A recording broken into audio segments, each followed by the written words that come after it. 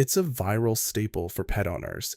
Two people stand in a park, drop the leash, and sprint in opposite directions. The goal is to see which owner the dog loves more. The winner usually walks away with a massive ego boost.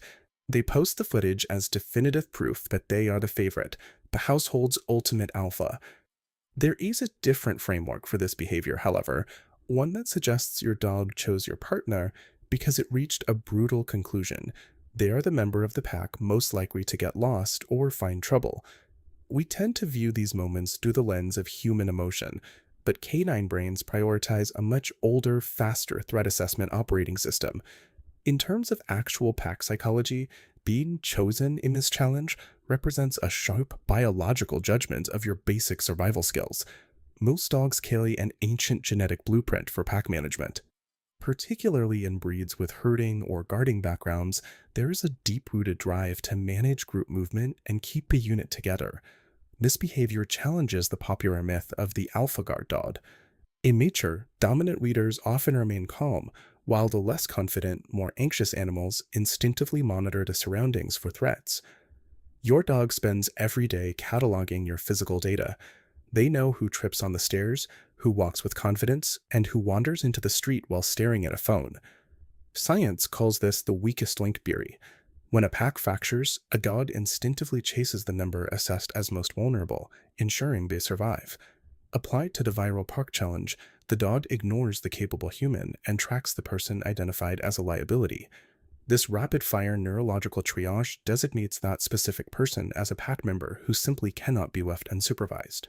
If dogs are running these constant assessments on our competence, we have to ask how they react when a human moves from being just clumsy to being in a verified emergency.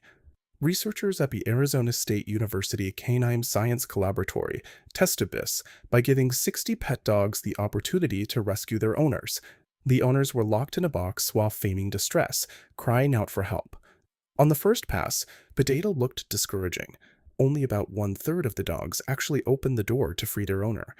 This reality clashes with the pop culture legend of Lassie, the canine hero who always knows exactly how to execute a complex rescue. However, the study found that the dogs did care. They were pacing, whining, and barking, experiencing what scientists call emotional contagion. They were stressed by their owner's distress, but many simply didn't understand how to operate the box latch. This chart shows the massive shift when you account for ability. When researchers isolated only the dogs that actually knew how to open the door, the rescue rate jumped to 84%. Dogs genuinely want to save us out of extreme empathy. Their failures are typically a matter of physical limitation and a lack of opposable guns, not a lack of concern. When you combine the weakest link theory with the results of the ASU study, you get a clear look at the true canine mindset. Your dog is running a constant, invisible risk assessment of everyone in the household, looking for the person who needs the most protection. They read your posture, detect shifts in heart rate, and even smell changes in your cortisol levels to identify who is truly steady and who is wobbly. This means the person standing alone in the park, the loser of the challenge, is actually receiving a compliment. The dog has triaged them as highly competent and capable of surviving 45 seconds without a babysitter. Feel free to share this reality check with anyone currently bragging about being the alpha because the dog chased them. The dog's sprint is a response to the genuine fear that, without supervision, you might wander into traffic.